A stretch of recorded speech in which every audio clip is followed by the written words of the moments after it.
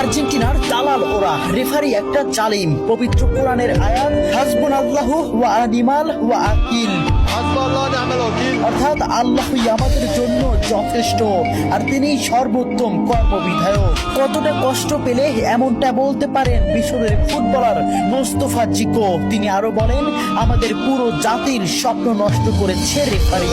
আর্জেন্টিনার দালাল ওরা, রেফারি একটা দেশের পুরো পরিশ্রমকে এক নিমিষেই নষ্ট করে দিলেন। ম্যাচের শুরু থেকেই তিনি আমাদের বিরুদ্ধে কাজ করেছেন।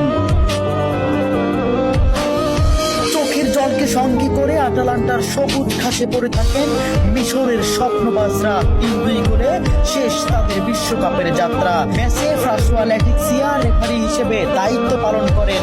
মিশরের একটি গোল বাতিলের পাশাপাশি ম্যাচের শেষ মুহূর্তে মোহাম্মদ সালার একটি ট্যাকেলও এড়িয়ে যান তিনি।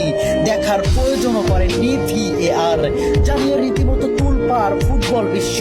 ওই কাউন্টার অ্যাটাকে গোল করে আর্জেন্টিনাকে এগিয়ে দেন অ্যাঞ্জো। শেষ পর্যন্ত মিশর হৃদয় ভাঙ্গা হারকে সঙ্গী করে মাঠ ছাড়ে।